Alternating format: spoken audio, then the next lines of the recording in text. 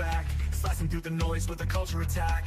Pop culture, films, and the world we see. Deleted scenes, where the truth runs free. Take care, stay strong, we're breaking the mold. Be safe, stay healthy, let the story unfold. From watch parties, reviews, to the news we spin. Deleted scenes, yeah, this is how we win. Take care, stay strong, we're breaking the mold. Be safe, stay healthy, let the story unfold. From watch parties, reviews, to the news we spin. Deleted scenes, yeah, this is how we win.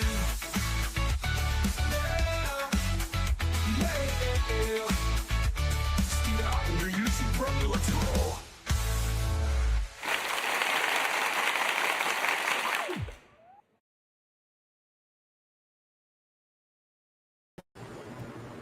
Good evening, ladies and gentlemen out there in YouTube land. I am Deleted Scenes, human being, American, and YouTube Ronin. And I'd like to welcome you to tonight's episode of Unscripted. I want to start off by saying hello to everyone currently following along on X. I can't see you, but I know that you're there. I want to say hello to a few people who have joined us here in the live chat. Faithful Blue Wrench, channel member of the Bird Woman of YouTube. Watch out for her channel, Fluff Chick Productions. It's Connie Cleary. Friend of the channel, D. Penzak.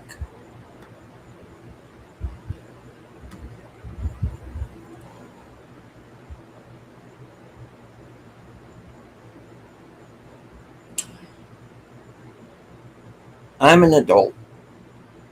I understand the circle of life. You're born, you live, you die. But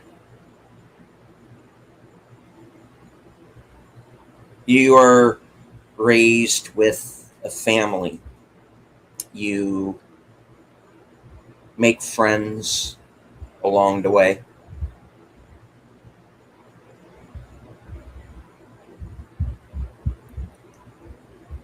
But sometimes people come along who aren't actually family, aren't really friends.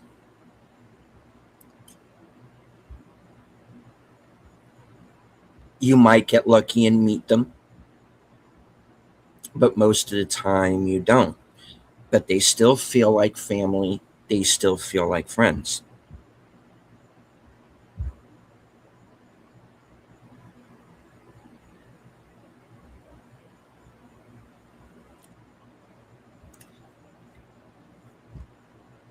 And when they pass, it feels like you are losing family. You are losing a friend.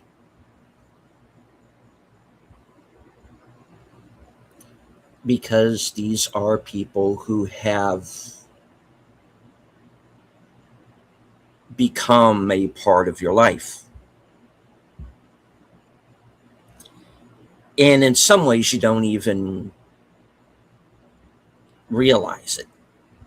You know, in a lot of cases, they were always there. You know, from your childhood, and sometimes even before that. Maybe your parents were fans.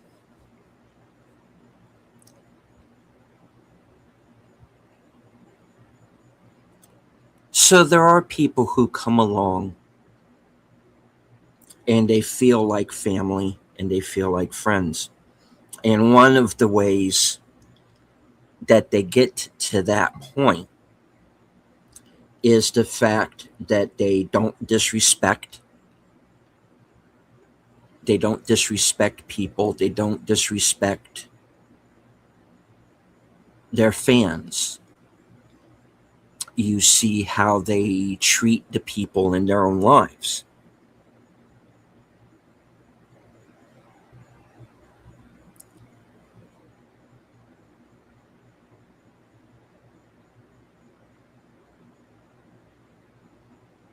And that is how you become a legend.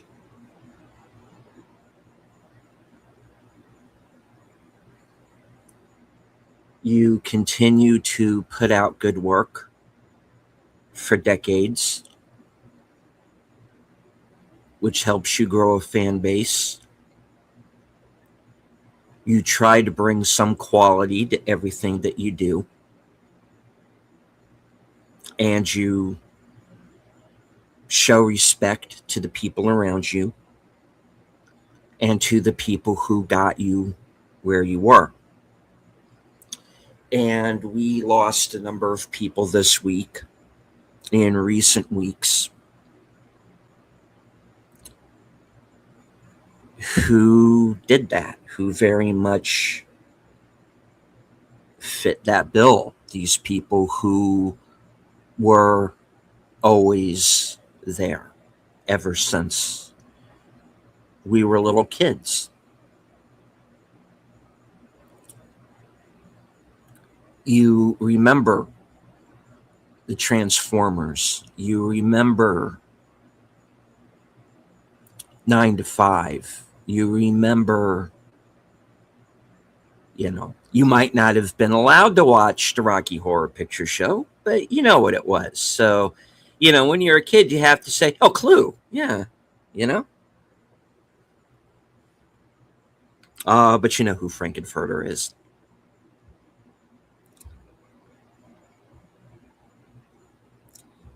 You watch Big Trouble in Little China and go, oh, that guy's kind of familiar. I've seen that guy. And maybe you might not have known his name, but you remember him. You know who he is. Hey, he's that guy who was in that thing that one time. And he was in that other thing the other time. Or you can watch a sitcom and, maybe one of your parents will say, oh, before she was an actress, she was a singer. Remember that Johnny Angel song? That was her. And go, oh, I didn't know that. Now you do.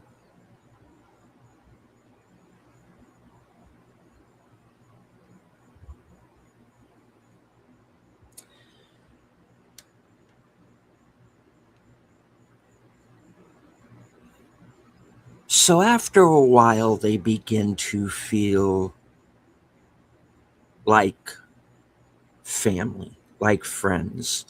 They begin to feel like people that you would be comfortable around. And you get that way because you realize that that's exactly how, in their actual lives, they treated people. They treated people with respect.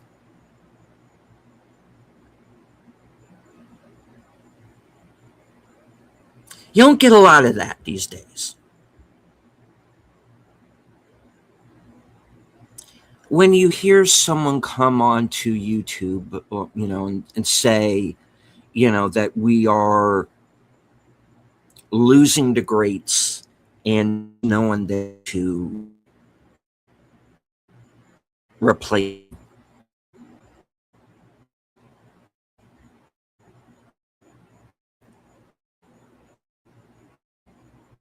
And that's wrong.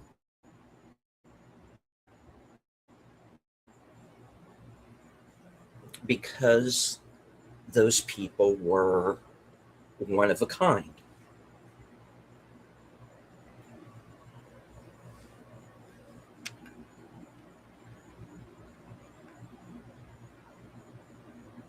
And when they pass, you feel something.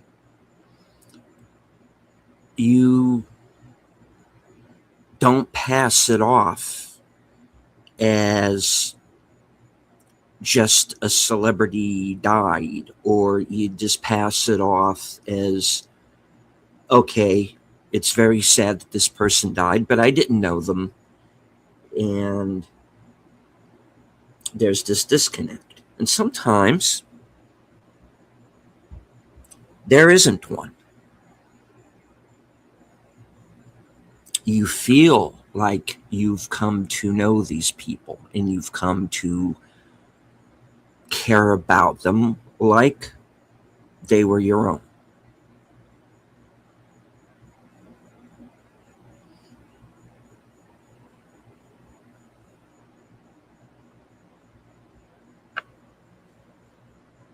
They were always there. You know, I was a kid, just like a little kid, watching the Transformers. I used to, imitate Optimus Prime. Autobots unite. I could never do the voice the way that Peter Cullen did. But damn if I didn't try. you know, um, 40 years, maybe I'll get it right.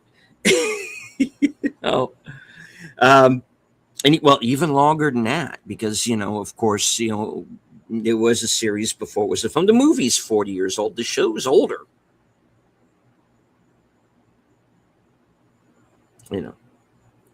I didn't know, and this was a fact that got past me, was that he actually created the Predator language, for the films. He's not credited anywhere. He didn't do the voice in the film, but he created it, which was something that I did not know. And I knew him even before Transporter, Transformers, because he was also the voice of Eeyore. And of course, I had known who Eeyore was. I knew the Winnie the Pooh stories. I remember the movie. I remember The Day for Eeyore. Where they decided that they're going to raise his spirits by throwing this birthday party for him, basically. So he was Eeyore as well. So I didn't make the connection at the time, obviously, but again, these little signposts, Eeyore when I was a little kid.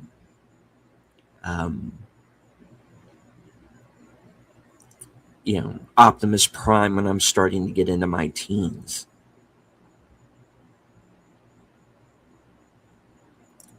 So here Peter Cullen becomes sort of a part of my life. These signposts in history for myself that I can go back and think about.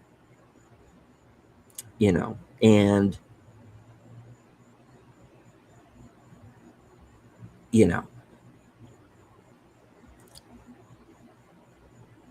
Tim Curry, the same way. Like I said, I was aware of what I was aware of the Rocky Horror Picture Show. I did not get to see it until years later, because obviously it's not something my parents are going to let me watch, because I would be asking too many questions afterwards. But I was well aware of what it is, and I knew who Tim Curry was. But I had actually first heard of him through another movie that I was not allowed at the time to watch. Was this movie called Times Square, which was like late 70s, early 80s, and he plays this radio DJ. So, not in like crazy makeup, not being some over the top character, just looking like a regular dude. So that was like a good jumping off point where I had actually first seen him in something was Annie. Because I was taken to see Annie when I was a little kid. And, I liked the movie. I thought it was a little long, but, I got it. And who's this kind of weird guy who's, kind of acting like a rooster? And they're actually called a rooster. And I'm like, okay. Little weird, but I'll go with it.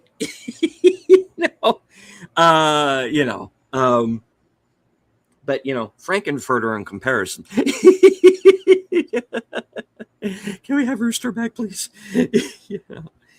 So of course there was Clue and all the other films that he had been on, and he was a musician as well, obviously so, and a singer, so obviously so, very multifaceted guy.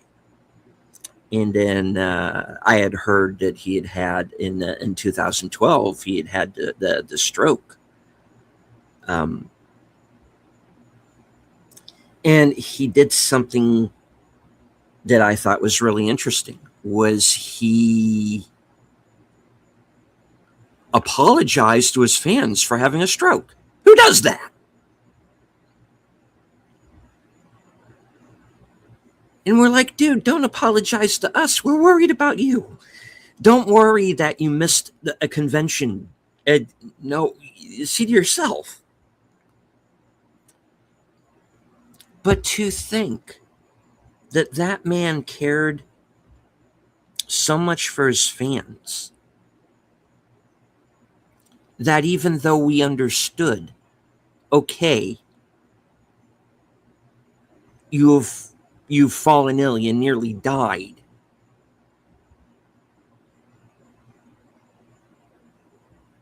the fact that he did that and obviously cared so much for his fans the way he did,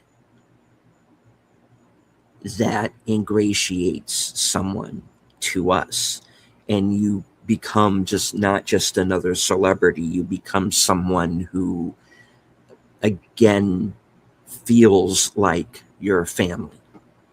You feel like you're a friend, you're a friendly face.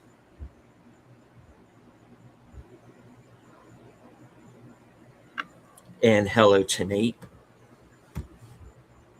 Geek Flag with Nate Knows, channel member.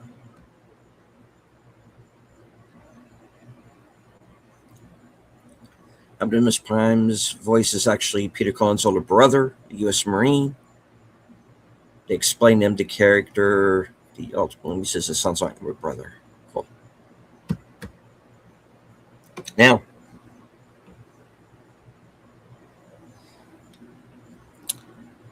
James Liu was a name that you might not necessarily know. And the fact that he was one of those guys where you might not have known his name, but you'd certainly see him. He was always one of those. Hey, that guy who was in that thing. He's one of those guys, and always the supporting character. Maybe he's going to be the bad guy who gets killed in something. But I kind of first noticed him, even though he was probably in 100 things before that. I first noticed him in Big Trouble in Little China. And he was just one of those guys that you always could follow through, all of these action movies. He was in the best of the best films, and, he's in Lethal Weapon 4, where he's one of the main bad guys in that. But again, someone who maybe you didn't know his name, but you recognized his face, and you could follow him through all of these films. And, and the first time you see him, he's probably, oh, he's going to get killed, isn't he? Oh, this poor guy. But he was one of those people, one of those actors who was always dependable, you know.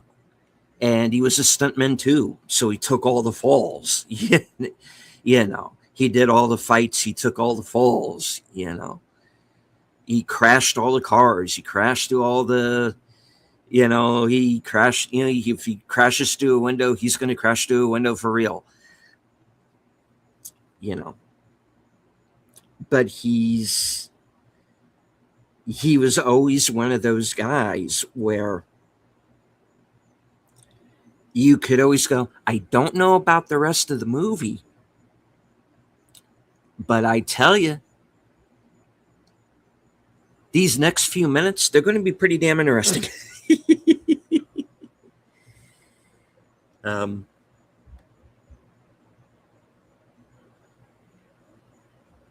So again, he got lost in the shuffle of recent events, but I was very sad to hear that he passed. And he wasn't very old either. He was 73. I don't consider that old, you know.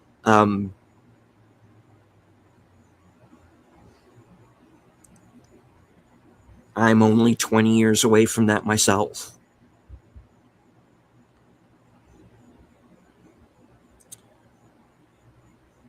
So yeah, he will be another one who will be missed.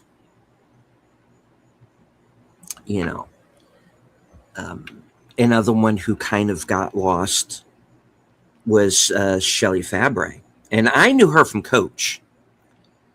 You know, I never made the connection that she was a singer. I just thought she was like this TV actress, right?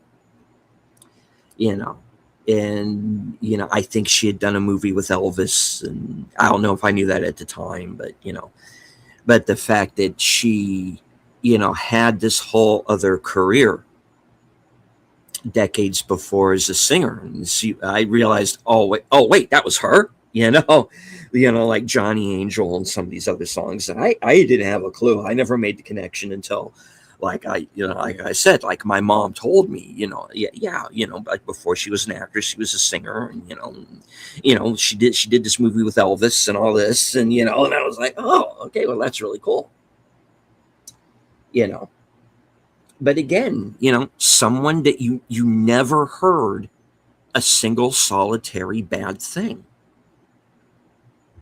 about her, and you never heard her say anything against anybody either, you know. And this is what I am talking about. These are people who reach the status that they have reached, not only because they did the work and they grew the fan base, but they respected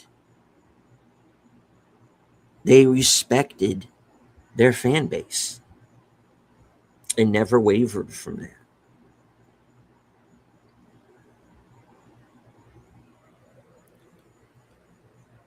And hello to Curtis Selby, the Tired Midnight Blogger. Curtis is going to be joining me later on tonight for reserved seats as my guest in about 95 minutes or so.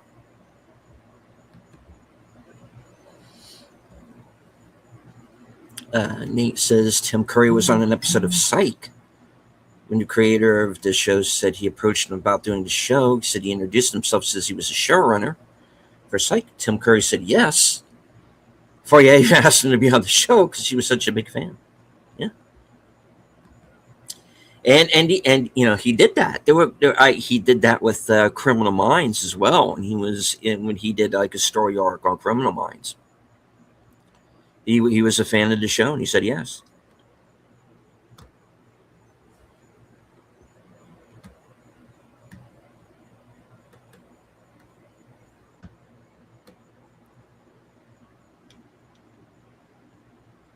Now, there are people who get upset whenever somebody brings up Dolly Parton and you just bring on, and you mentioned like 9 to 5, like that was the only thing she ever did. Well, I mean, no, obviously not.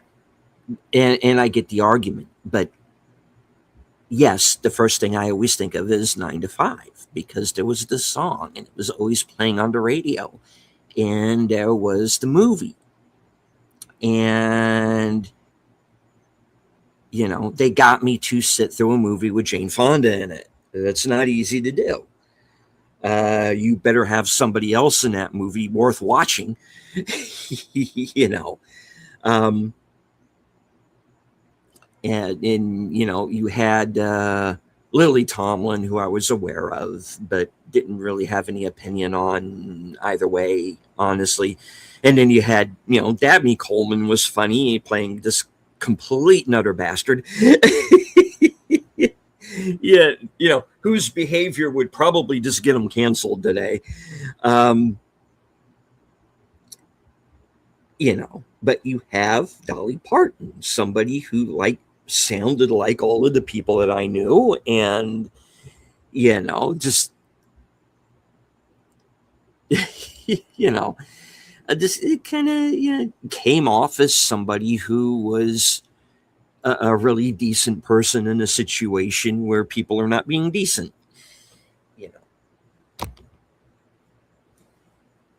But of course, she was so much more than that, and she had this career that went back even before that film. And then you come to realize the poverty that she grew up in. And the fact that, she didn't let that get her down. She was someone who had dreams and fulfilled those dreams and went on. Once she made her own personal fortune, to go back and to give back to those who are needy. She gave away like 70% of her own personal fortune went off to various charities.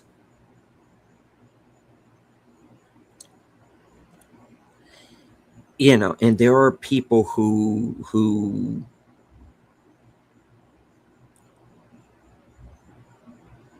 the celebrities that we get today, they rail against millionaires and billionaires, even though they are millionaires themselves. Why aren't you giving back to the people? But you notice that they never do. And they shy away from the public. And they hide in mansions, and they hide behind walls and gates. The walls and gates they say we can't have, behind the armed security that they say we can't have. But Dolly Parton was different. She was the antithesis of that. Again, someone who never said a bad word against anyone. No matter how many times they tried to bait her into saying something against one person or another, and she never took the bait.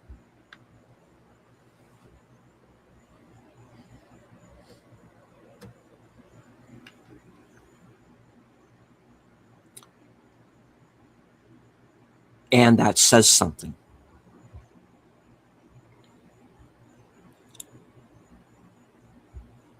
Again,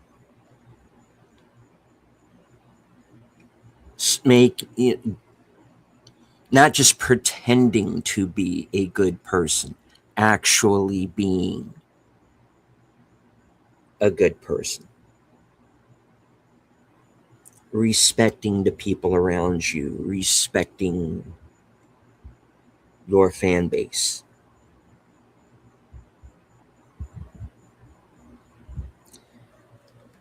And when someone like that passes, you lose something.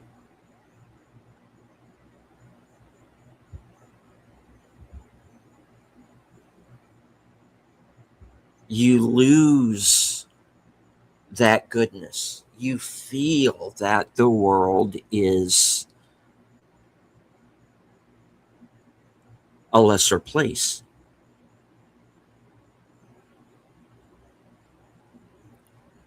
You have people who make the world a better place.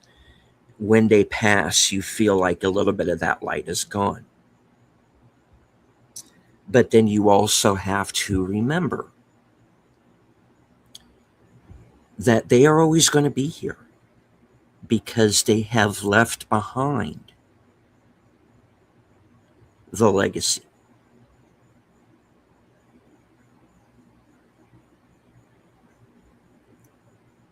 I Will Always Love You is going to still be there.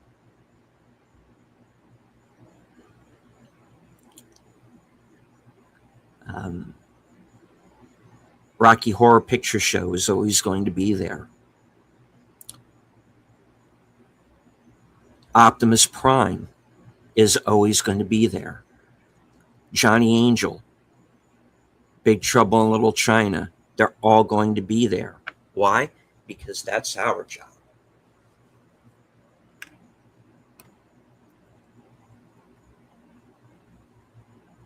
We're here. We're left behind. We're sad.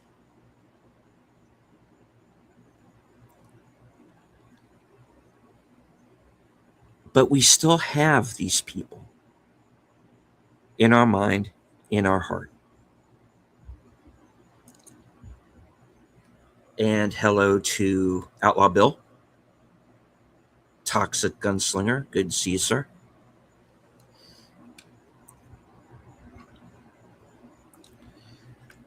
We will remember these people when they pass. They will live on with us because we keep the discs, the CDs. We will continue to watch the movies, listen to the music.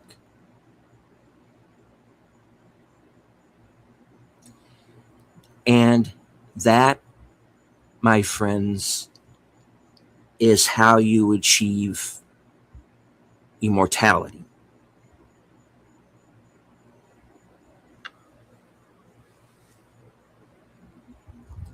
If one person remembers you for one good thing that you did,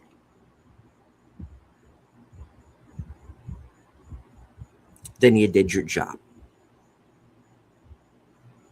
You lived your life.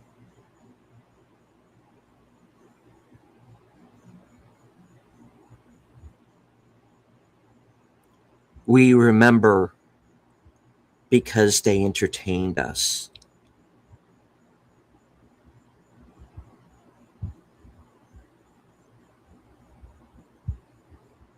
They were always there and they never let us down, sick or well.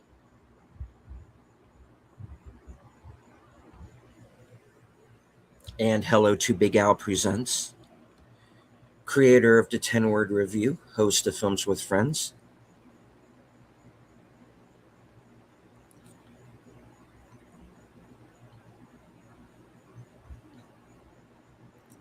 I know that if any one of the people that I've brought up in this show, icons, as Al says here, and I would certainly agree, I think they would all tell us to not be sad. I think they would tell us to remember the good times.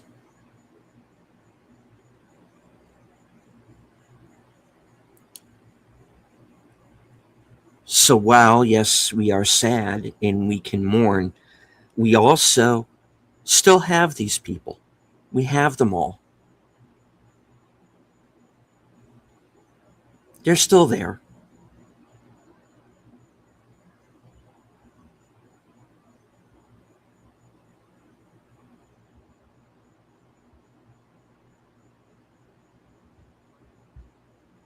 And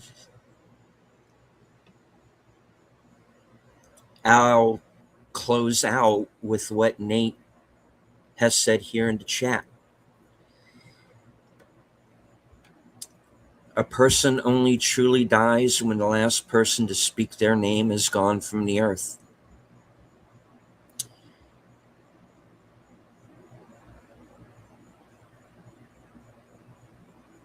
I think that's a good place to close out.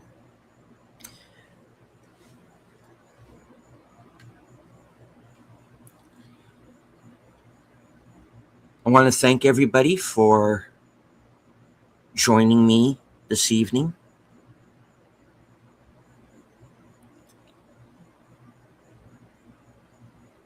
Stay tuned for Geeky Geezers at the top of the hour.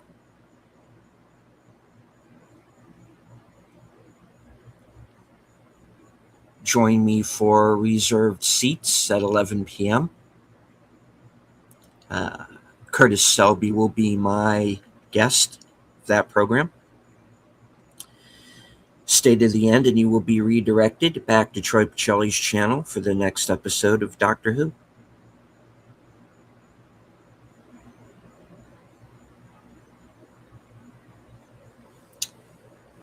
From HQ and all points north, south, east, west, and beyond. Good night. Take care. Stay strong. Be safe and healthy, because this is how we win.